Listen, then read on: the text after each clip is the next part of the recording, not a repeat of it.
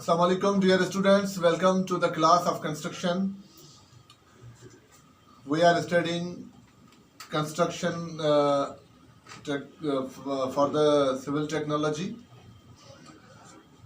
जैसा कि गुज़िश्ता हमारे लेक्चर में हमने ब्रिक्स के बारे में पढ़ा, तो आज उसी को हम कंटिन्यू करेंगे। ब्रिक्स कैसे बनती हैं, तो उसके लिए सबसे पहले एक अच्छा टेक्नोलॉजिस्ट, एक अच्छा इंजीनियर, सिविल इंजीनियर वो होता है जो जहाँ जिस साइट पे काम करता है उस साइट पे उस काम करने के एरिया के जहाँ से उसने ईंटों की परचेजिंग करनी होती है, वहाँ पे जो ब्रिक्स फैक्ट्रीज हैं, जो ब्रिक्स के क्लेम्स हैं, जहाँ पे ब्रिक्स बनती हैं, पकती हैं, वहाँ की मिट्टी को टेस्ट करना होता है। वहाँ की जो मिट्टी होती है जिसे सॉइल टेस्टिंग प्रोसीजर कहा जाता है, तो वहाँ पे वो मिट्टी टेस्ट करनी होती है। उस मिट्टी में क्या क्या एलिमेंट्स टेस्ट किए जाते हैं, उसके पार्टिकल्स क्या होते हैं मिट्टी के जो टेस्ट होते हैं, तो हमें पता चलता है कि ये एक गुड ब्रिक अर्थ है, यानी कि यहाँ पर अच्छी ईंटें बन सकती हैं। तो गुड ब्रिक अर्थ के लिए हमें क्या क्या चाहिए?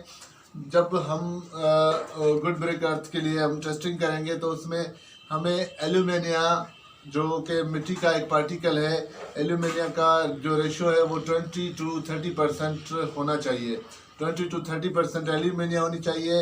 उसके अलावा हमें सिलिका जो है 40 to 50 अबो समटाइम्स 60% तक होना चाहिए। सिलिका ये भी मिट्टी का एक पार्टिकल है। और उसके अलावा एक मैग्नीशिया पार्टिकल होता है। मैग्नीशिया जिसे सफ़ेद किस्म की एक मिट्टी होती है, वो अबाउट 5% होनी चाहिए उस ज़मीन में। और आयरन ऑक्साइड जो है वो 1 से 3% तक होना चाहिए, जबकि लाइम जो है वो 1 से 3% तक होना चाहिए। ये जो पार्टिकल्स हैं मिट्टी के, और मैं आपको ये तफसील से थोड़ा बताता चलूँ कि aluminium, magnesia, iron oxide, silica और लाइम, ये 5 पार्टिकल हैं जिनके कम होने से, ज़्यादा होने से जो है ना वो शेप चेंज होते हैं, मिट्टी बनती है, पत्थर बनता है और सीमेंट बनता है। ये सारे फार्मूलाज यही 5 पार्टिकल्स जो होते हैं वही होते हैं। उनकी सिर्फ परसेंटेज कम और बेश होती है, उसकी वजह से उसकी शक्लें चेंज होती हैं।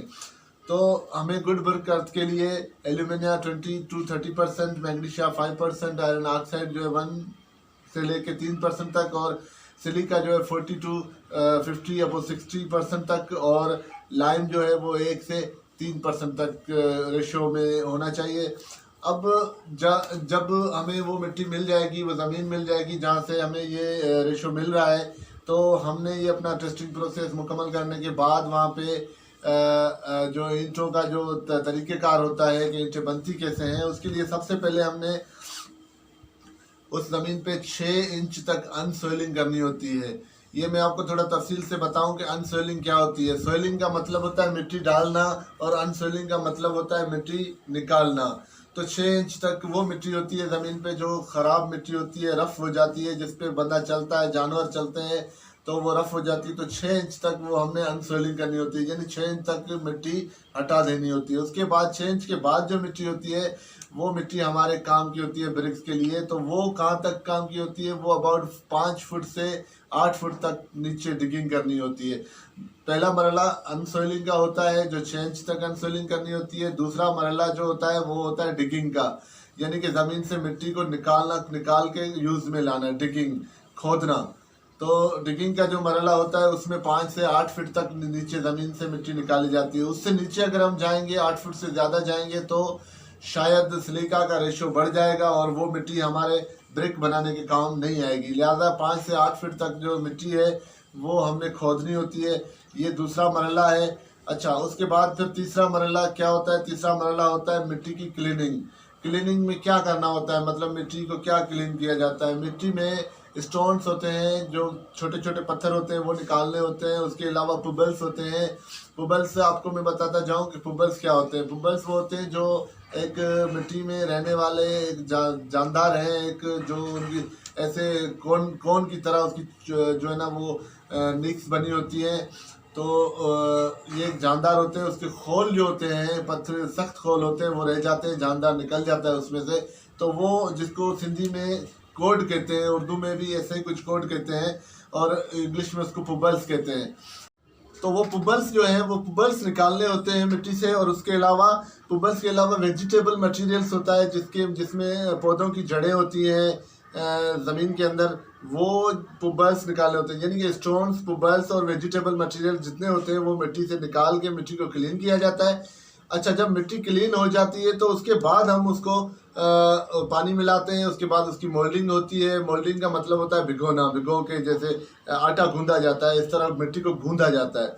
तो मिट्टी गूंदने के बाद मोल्डिंग हो जाती है, मोल्डिंग के बाद ड्राइंग होती है, ब्रिक्स बनती है। ब्रिक्स के लिए एक फ्रेम होता है हमारे पास जो साइज़ों में होता है, जिसमें मुख्तलिफ साइज़ें होती हैं उसकी, और उसमें आम जो नॉर्मल साइज़ हमारे पास यूज़ होती है वो तकरीबन उसकी लेंथ जो होती है वो 9 इंच होती है, और जो विड्थ होती है उसकी 4 इंच होती है। जो हाइट होती है, हाइट का मतलब ये थिकनेस जो उसकी मोटाई होती है वो तकरीबन 3 इंच होती है। तो वो एक फ्रेम बना होता है, उस फ्रेम में फिर मिट्टी को लगाते जाएंगे और मिट्टी को निकालते जाएंगे फ्रेम में, तो वो ब्रिक्स बनती जाएंगी। अच्छा, जब ब्रिक्स बन जाएंगी तो उसके बाद उसकी ड्राइंग होगी, यानी कि सुखाना पड़ेगा उनको, सूरज पे, धूप पे हम रख देंगे उसको, तो ड्राइंग हो जाएगी। ड्राइंग के बाद उसकी बर्निंग होती है। बर्निंग का प्रोसेस क्या होता है, उसको क्लेन में डाला जाता है। क्लेन में इस तरतीब से डाला जाता है कि क्लेन में ब्रिक्स की एक लाइन लगाई जाती है, फिर दूसरी लाइन ईंधन की लगाई जाती है जिसमें लकड़ी होती है, भूरा होता है और भूसा होता है, जो मतलब वो चीज़ें होती हैं जो जलती हैं, तो वो लगाई जाती है। फिर दूसरी जो है ना लाइन जो कोर्स होती है वो फिर ईंटों की लगाई जाती है। इस तरह से सारा क्लेन भरा जाता है। क्लेन भरने के बाद उसको ऊपर से बंद किया जाता है, बंद करने के बाद उसमें आग लगा दी जाती है। तो एक तरफ से जब आग लगा दी जाती है, वहाँ से आग जो है ना वो आगे प्रोसेस होती रहती है और ईंटें पकती जाती हैं। तो एक ईंटों का एक मुकर्रर तादाद जो है वो पक जाता है। वहाँ से पीछे से ईंटें निकालना शुरू कर दी जाती है और आगे से ईंटें बिछाना शुरू होती है। तो ये पूरा प्रोसेस किलन का जो है ना वो चारों तरफ घूमता रहता है। एक तरफ से पकती जाती है ईंटें, वो निकालती जाती है, और एक तरफ से जो है ना वो डालती जाती है, जो कच्ची ईंटें हैं वो डलना शुरू हो जाती है। तो ये सारा प्रोसेस है ईंटें बनाने का। उसके बाद ईंट पक के तैयार हो जाती है तो फिर मार्केट में बिकने के लिए आ जाती है। फिर उसमें ये होता है कि हमने जो जिसने ख़रीदनी होती है ईंटें, तो वो ब्रिक कंपनी से रब्ता करता है जहाँ पर ब्रिक्स अवेलेबल होती है और सारी यूनिफॉर्म शेप में होती है। उसमें एक 4 इंच वाली ब्रिक्स होती है जिसकी हेडर साइज 4 इंच होती है, और एक 6 इंच हेडर में होती है ब्रिक। ये आमतौर पे यूनिफॉर्म जो है ना वो शेप होता है, और ये नॉर्मल कॉमन साइजेस यही हैं जो हमारे पास जो चलती है ब्रिक्स में।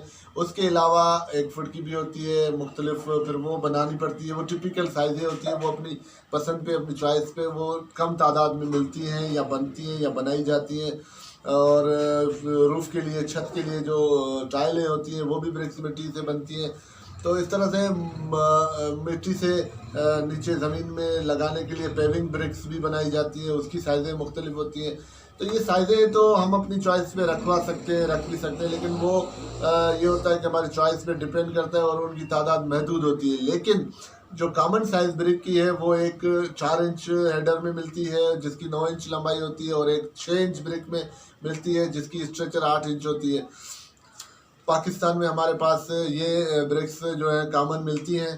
तो आज के लिए हमारा ये टॉपिक हम यहीं पे क्लोज करते हैं। कल से हम जो है अपने सेकंड चैप्टर पे जाएंगे। जो सेकंड चैप्टर हमारा है ब्रिक मेसनरी।